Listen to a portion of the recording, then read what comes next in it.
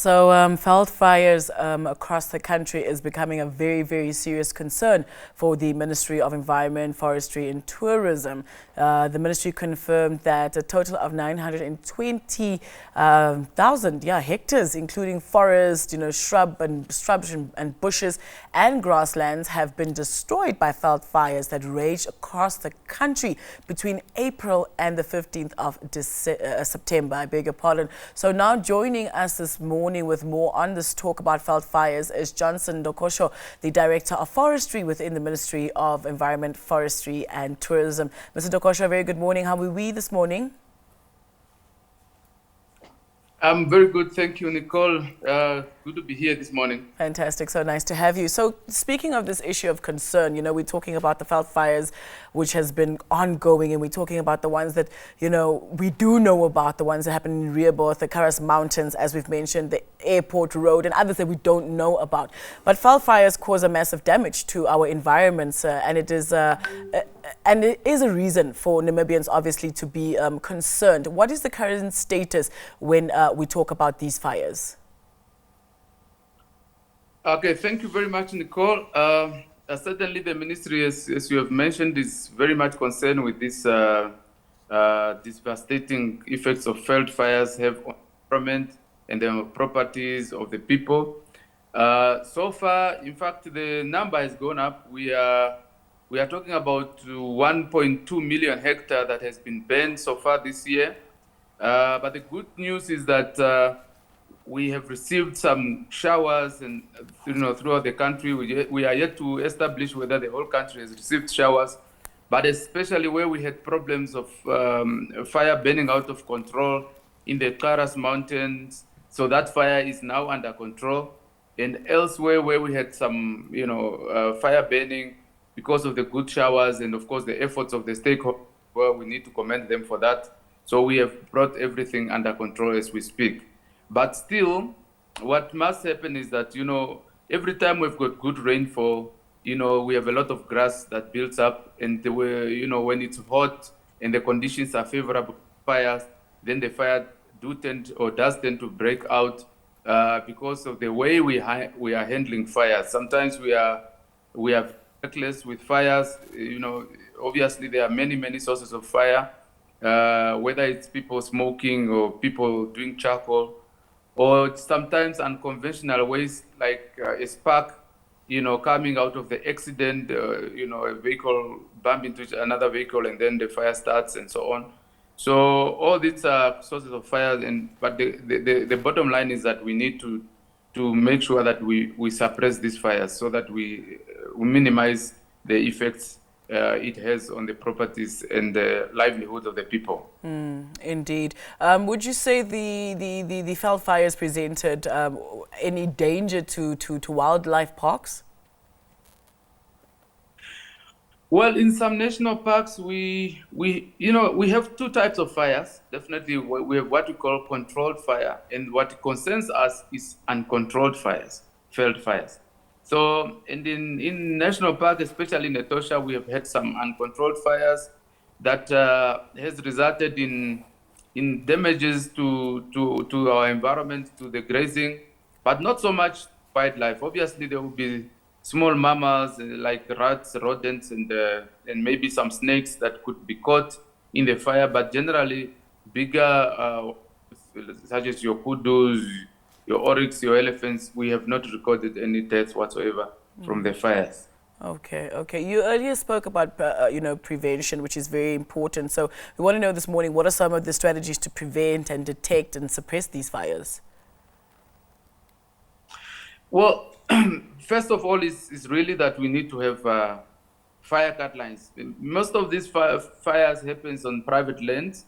So on private land, we are urging the farmers to have what we call fire cut lines that are broad enough to be able to prevent fire from moving from one block to another. That's one way to prevent it. And obviously, we need to handle fires with care. In many cases, these fires are occurring at human error. Maybe a person who was welding, or a person who was cooking, or somebody who was producing charcoal, and then they did not handle fire with care because some of the kilns are left unattended and so on. So we have put out some guidelines on how charcoal production must, adhere. They need to aggregate all their kilns at one place and then and clear that whole area of combustible materials, and then they can then burn for charcoal. But there are many other small things like please, you don't just throw the cigarette butt out there, because you might actually ignite fire. So you must make sure your cigarettes are completely free of fire before you throw them out and so on, or you actually just keep them in your car and so forth. So there are basic things that we could do as human beings to prevent these fires from occurring. Thank you so much for those tips, Mr. Dokosho.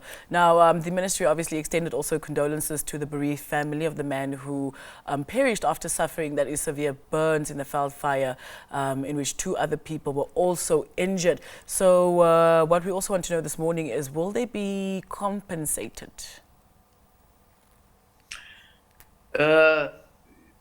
When we do lose lives in this manner, obviously we regret that.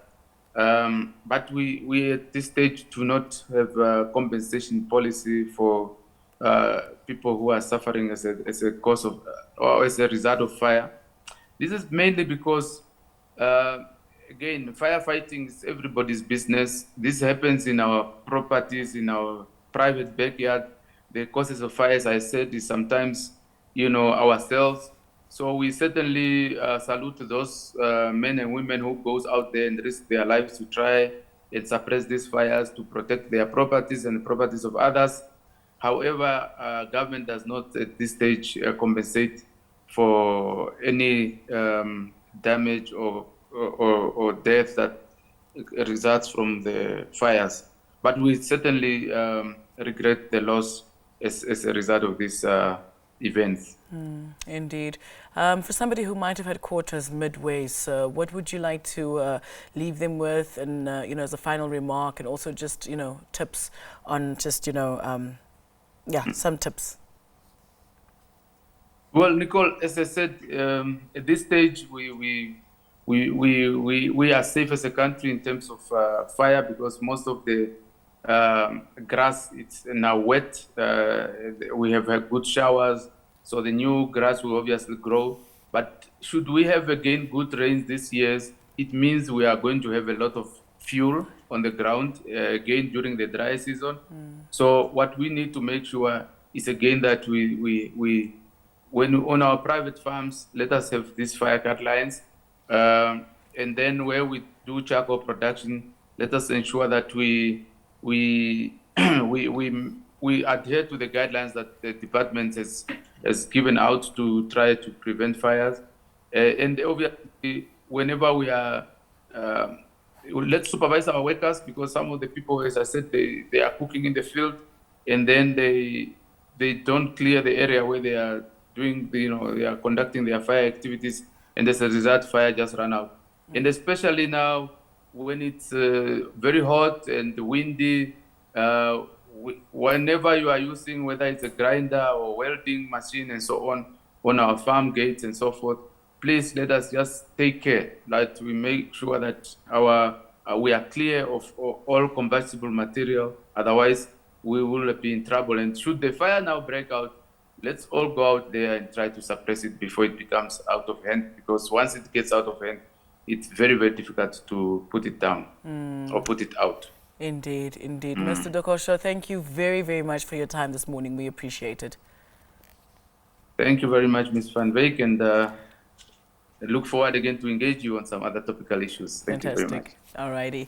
There you have a Director of Forestry there from the Ministry of Environment, Forestry and Tourism, Mr. Johnson Dokosho, talking to us that is about the increase of veld and alarming and concerning increase of veld fires that has been taking place, and it's been raging ever since April this year until the 15th of September, and some interesting stuff that came also that is from that conversation. But hopefully now that we have some showers, it will prevent, that is Mother Nature, with some sort of or a sense of relief when it comes to the veld fires. We return after the short break. Don't go.